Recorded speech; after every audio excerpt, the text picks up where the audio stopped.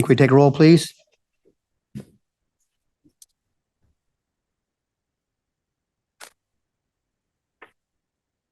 a roll, please. Jeff Huff is absent. Craig Connell, Here. John DeGran, Here. Terry Atwell, Here. Donna Gutzman is absent. Bob Paulson Here. and Roger Spears. Here. We have quorum. Can you please read the statement for the meeting? I can do that. Okay. This meeting is now being recorded in the board hearing room with zoning board members attending in person. There's also an option for virtual attendance on Zoom webinar. For Zoom attendees wishing to speak, please use the raise hand function in the Zoom app at the start of the agenda item on which you desire to comment. Comments will be received from in-person attendees first, followed by Zoom participants.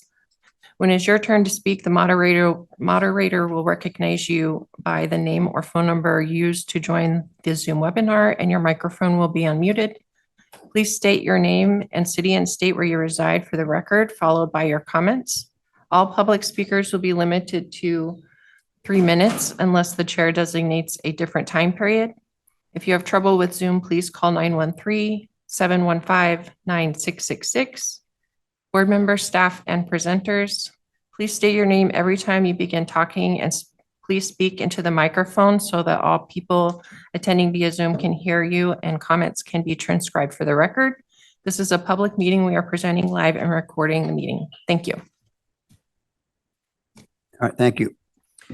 Does anybody on the board have any agenda items to add, delete, or revise? Nope. Okay, we'll proceed with the agenda as approved then. Anybody on the board have any disclosure of conflicts of interest they want to speak up with now? Nope. Okay, I'll mention one I have personally.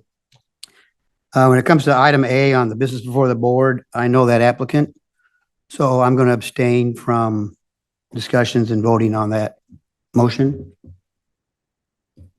Anybody else? In second thought, I also know that applicant, worked with him at the start of my career, knew him for many, many years.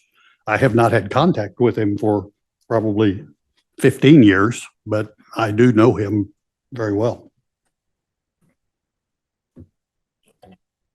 Okay, any other disclosure of external contacts or discussions from the board this past month? Okay. Does anybody have any comments on the minutes, or do I have a motion to approve them?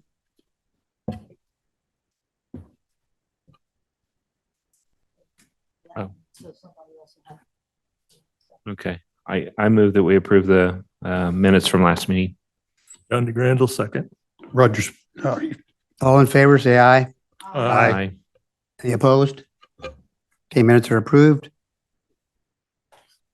Okay, do we have some board reports? Jay Light.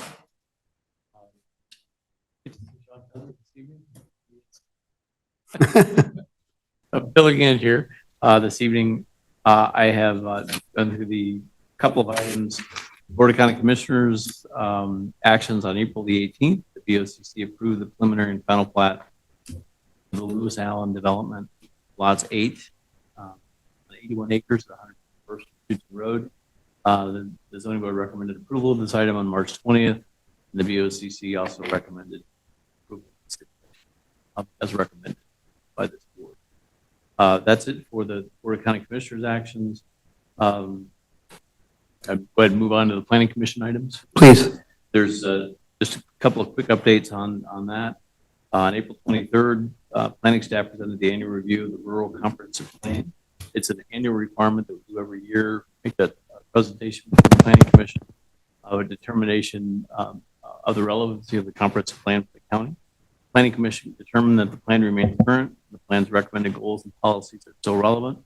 The annual review will be presented as a manager's memo item at the May 16th BOCC. And also the Planning Commission meeting from May has been canceled. That concludes my report. All right, thank you. Any questions from staff? Okay, we'll proceed for business before the board.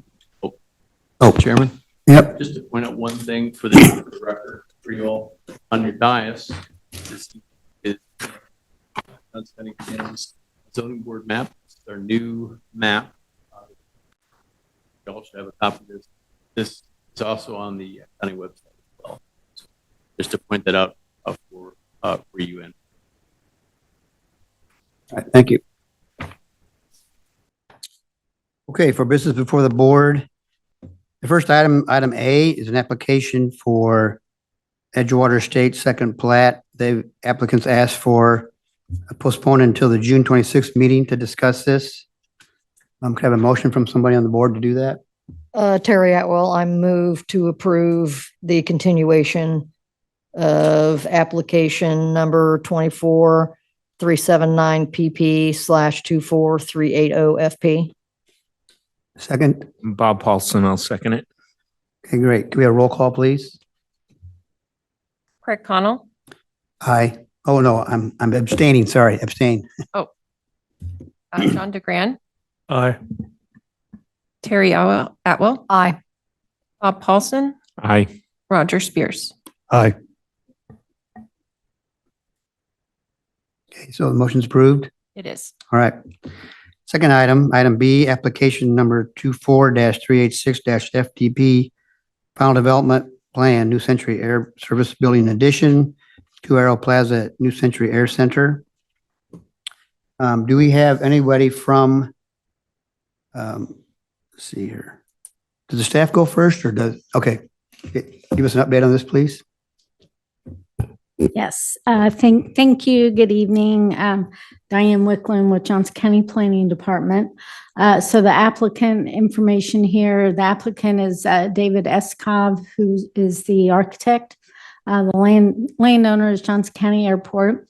And the business here is New Century Air Service that's doing the application. The address is 2 Arrow Plaza. And the current zoning on the property is PEC 3, which is the planned light industrial district. The existing improvements on the property are an office and maintenance building, and the lease area size is about 3.3 acres. So the applicant is requesting a final development plan for construction of an addition to the existing office and maintenance building for New Century Air Service. The proposed addition will be about 2,800 square feet and approximately 26 feet tall. The new building addition will be utilized for maintenance and a storage area and will provide additional space for that existing hangar building.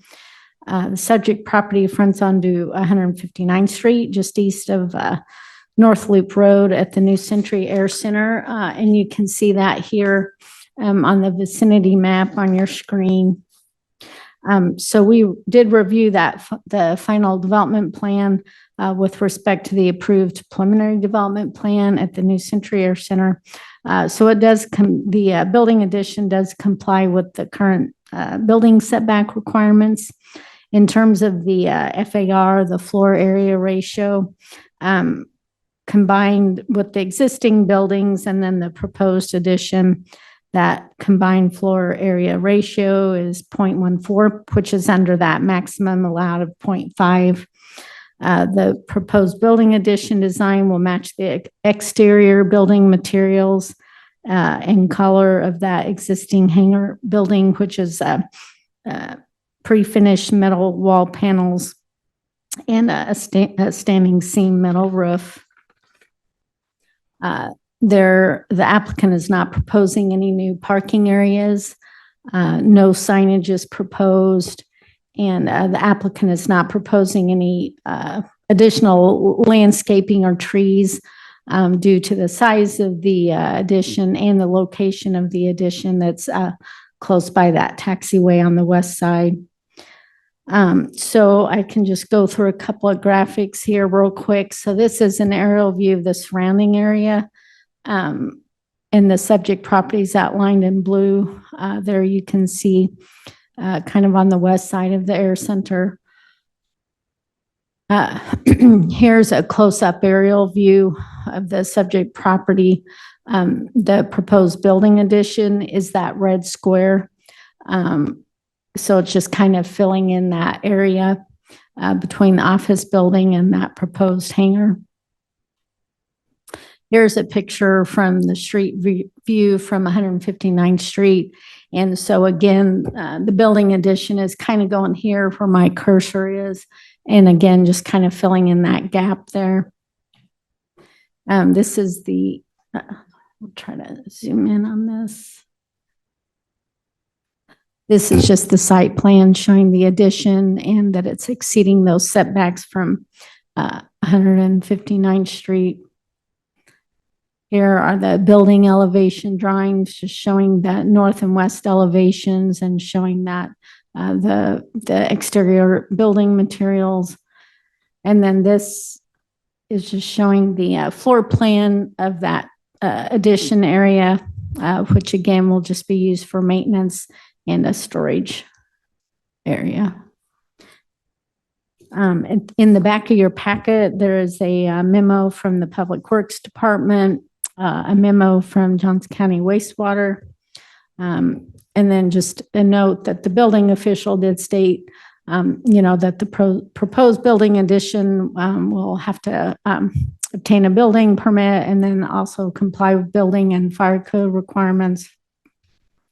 The Airport Commission staff also reviewed this proposal and had no concerns or issues with the application. So therefore, planning staff is recommending approval of the final development plan for that building addition, subject to the stipulations that are shown on page 5. And then also on page 5, there's a suggested motion if for the board's reference, if you want to use that. And with that, I'm available for questions. And I don't know if the applicant is on Zoom yet. So the applicant, Cliff Jerome, is on Zoom and available for questions also. Right. All right. First, do we have any questions for staff from the board? Nope. None? Okay. Thank you, Diane.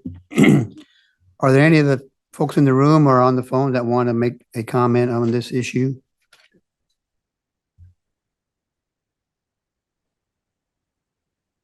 Oh, okay. Does the applicant want to make a statement?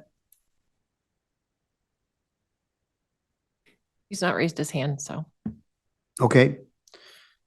Does anybody else on the phone or on Zoom or in the room want to make a comment? No hands raised? Okay. Any discussion by the board? Are we ready for a motion? Okay, I'll entertain a motion. It's Roger Spears.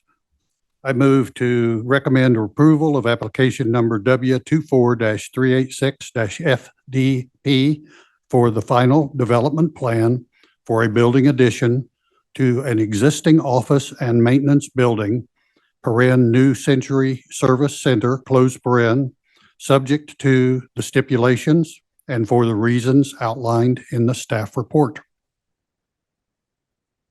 John DeGrand, I'll second. All right. Should we take a roll call, please? Connell, Aye. John DeGrand, Aye. Terry Atwell. Yep. Bob Paulson, Aye. Roger Spears. Aye. All right, motion's approved. Next item is other business. Jay, did you want to, oh, sorry. Chairman, sorry, excuse me. Mhm. I just wanted to quickly state, so this application will go to the Board of County Commissioners on June 13th at 9:30 a.m. Here in the County Administration Building, here in this room, 111 South Cherries. Thank you. All right, other business. Can we get a broadband update, Jay? Thank you, Mr. Chairman. Jay Leipzig. Just a quick update on some things that I had mentioned before. As you all are aware, broadband infrastructure and the development of broadband infrastructure is a priority established by the Board of County Commissioners. Their 2-year priorities. Staff has been working on that. We had an initial meeting with some key stakeholders near the end of last year, I believe. It was probably December. So it's taken some time to get mobilized and work with our Department of Technology and Innovation to develop a scope of work, as well as identify a consultant to help us develop a broadband plan for the county. So we're starting that initiative. We haven't begun that work yet. We're still finishing touches on that scope, working with a lot of different people to do that. But that's exciting because I think this will be a broadband plan for the county to develop that type of infrastructure throughout the county. Also working with the cities to ensure that their broadband plans are consistent with what the county has and work collaboratively with each other. So we'll be announcing a kickoff meeting in the next few months on that. And that will be, I assume, a 4 to 5 month process to do that work, but you'll hear more about it. We probably will have a formal presentation for the Planning Commission as well coming up. And if you're interested in that, we'll certainly make sure that y'all are aware of that. You all, since you're all residents of the western part of the county, we're notified about meetings we have with the state. So we'll keep you apprised as we move along. We'll probably provide updates to you on a monthly basis in that process. But we're excited. It's kind of long overdue. It's working with the planning department as well as our Department of Technology and Innovation and also funding. So it's kind of a collaboration of all three departments because it involves not only the technical aspect of land development, but also working with technology and ensuring that there's broadband providers that are out there and creating the goals, policies, makes them want to provide that service down. So that I'd be happy to answer the questions you might have about it. But I'm excited about the next. Hey, thanks. next Any questions from anybody? I could do. So they're already putting conduit and fiber optic in the ground out in the county. So is that kind of what you're talking about, or is it? Mr. Olson, that's part of it. Yes, that's part of one of the goals would be to minimize the trenching and put them together when possible, and treating it almost like a utility for new subdivisions coming in to have broadband access. One of the tools that's available for development in the county, but that's part of it. But it's more inclusive than that. But that's part of the idea. Just a piece then. Thank you. Yeah, hey, Terry Atwell. So in those meetings, are you guys then going to discuss trying to get one of these companies to finish off going westbound that just got left out? Because I'm in that bunch. Sure. Well, yes. Short answer to your question. We will be expanding that reach or that net that we invited to our original stakeholders group, and then there will be also the other key partner I failed to mention is working with the state broadband office. Also has some technical expertise for the lending project as well, and so the combination of all of those together, yeah, we're looking expanding that reach the whole western part of the county and other areas as well. The priority is for broadband development as a whole. Okay, great, thank you. All right, any other business? Anybody? All right, I'll take a motion for adjournment. Bob Paulson, I move that we adjourn this meeting. Roger Spears, I'll second. All in favor? Aye. Aye. Aye. Opposed? We're done. Thank you.